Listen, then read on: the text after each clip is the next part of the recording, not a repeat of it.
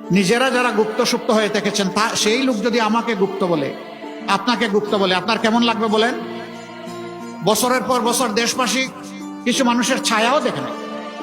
সেই মানুষ যদি আমাকে বলে আমি গুপ্ত না সুপ্ত, আপনি বলতেই পারেন আমি গুপ্ত ছিলাম কারাগারে, দফায় দফায়। আপনি যদি ওইটাকে গুপ্ত বলেন তাইলে আমি অবশ্যই গুপ্ত।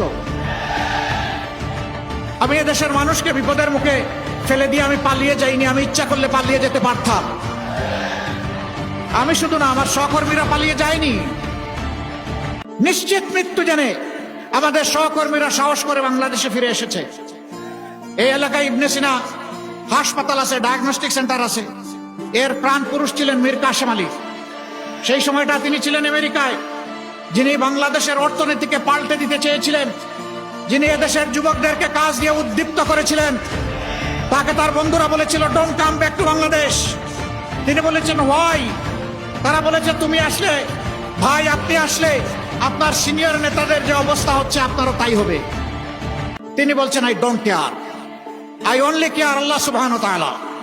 আমি আল্লাহ ছাড়া কাউকে কেয়ার করি না।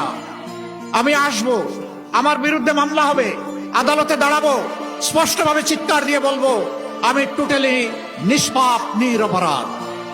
আমার বিরুদ্ধে যে মামলা করা হয়েছে এই পাপ আমি করি নাই, এই অপরাধ আমি করি নাই, এটা সাজানো, পাতানো এবং মিথ্যা।